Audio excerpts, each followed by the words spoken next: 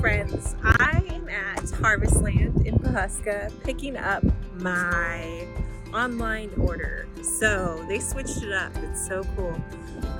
So they update their website and you can order food. We did a tour of Harvestland last summer when they were just getting going. And it's amazing what they can grow.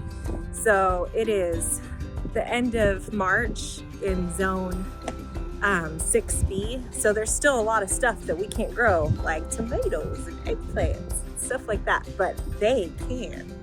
And so we did an online order. I'm picking up my fresh veggie grocery haul and excited to see what I get, how good it is, and the prices are amazing. So check it out. Oh, so much good stuff comes out of here.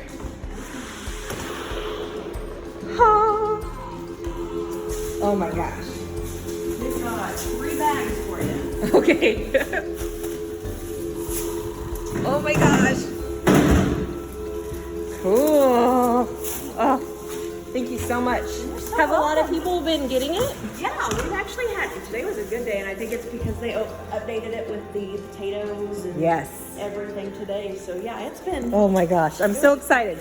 So we are home now, and on my way home, I also stopped by Walmart because I needed some other things and did some comparison pricing to what we picked up at Harvestland. And so their stuff is fresh, grown right here, you know, less than 30 minutes away. Actually in an area that's considered a food desert, meaning that there isn't easily accessible, highly nutritious food. So all of our food is trucked in, and our biggest grocery store here is Walmart. So obviously those aren't things that are grown locally. They're transported.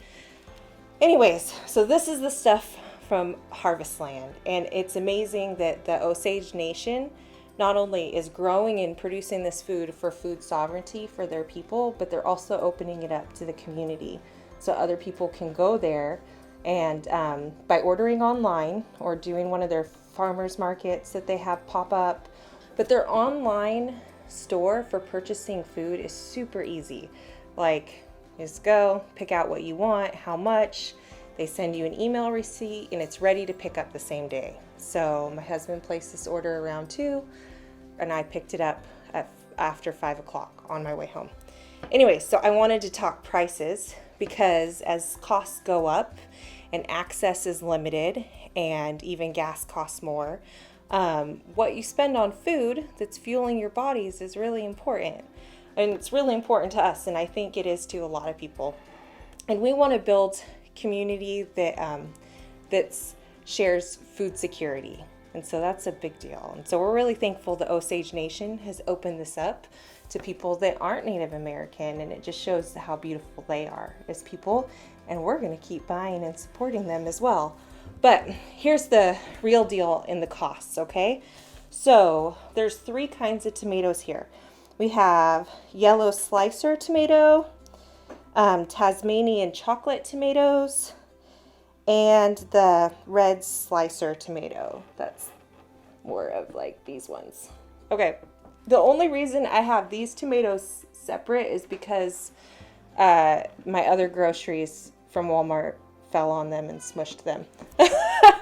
So I just wanted to keep them separate so that I use those first since they split, because they're perfectly ripe and ready to go. So having a ripe tomato when you can't even plant them yet is pretty amazing. They taste amazing. And so a lot of these are kind of heirloom varieties or F1, and they're grown in amazing greenhouses, which we did a tour of. For Harvestland, they are all just $2 a pound, regardless. And obviously Walmart doesn't have multiple varieties and they don't have anything heirloom.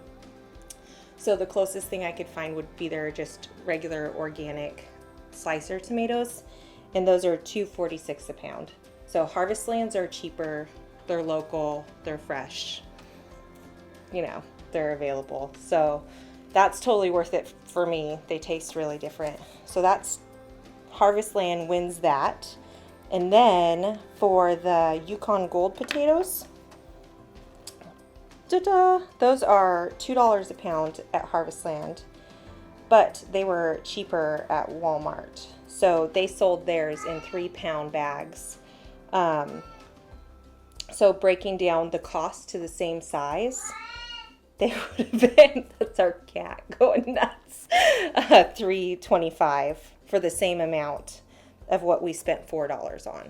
So the organic Yukon Golds at Walmart were a little bit cheaper, but knowing that these were grown on the ground near me and stuff means a lot, and what goes into them. So it's the same with the red, $2 a pound, and then we got 3 pounds versus at Walmart it was $4.88 for a 3-pound bag of red potatoes.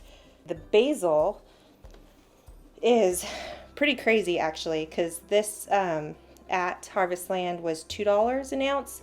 So please forgive its appearance. It did sit in a hot car for a little bit while I ran into the store and stuff. So it's kind of blah, but you'll see from the pictures of the Walmart basil is not much better, which it's really awesome to be able to use fresh basil. So even though it's not looking its best, it's going to make it into some cool dishes.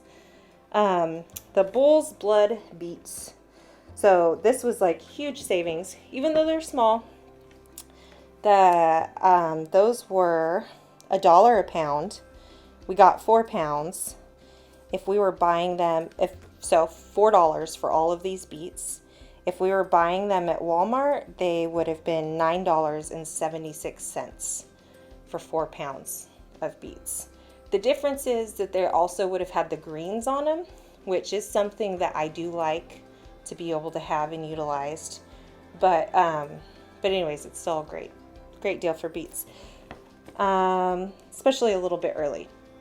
So, and then the eggplant, which is pretty awesome. So they're $1.20 each at Harvestland, and then they were $1.43 each at Walmart. So, and obviously we got 2. Green cabbage was really interesting. So and I looked at the organic cabbage because of size and lack of spray and what's going into it again. So the green cabbage was $2.20 at Harvestland, and it would have been $1.56 at Walmart. But I'm looking, it looks a lot better. So a little bit, not as much savings there, but still higher quality and being local. The purple cabbage is interesting because that was $1.75 a head, so cheaper than the green at Harvestland. They're about the same size as you can see in the photo. There are no fresh beans available at Walmart right now.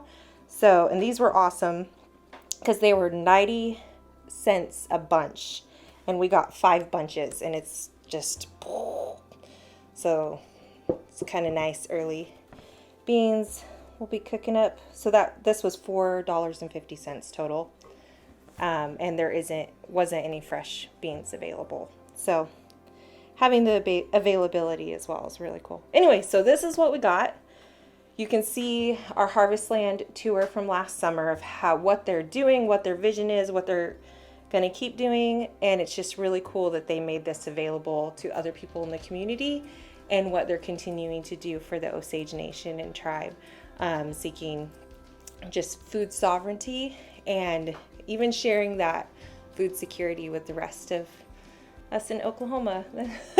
So anyways, if you have any questions, you can always contact them. You can look on their website and you can see they post weekly updated carts of what's available. And they also have things like pasta sauce and salsa and other things that are value added and, products that they've worked on in the kitchen there.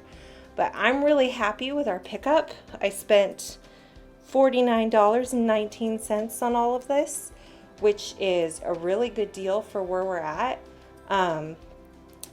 But the best part is who we're supporting. So we'll be enjoying this and feeling really good about it. Anyways, so even if you can't buy this locally, there's a lot of reasons to support those kind of movements that are happening, changing the supply chain of where you get it from.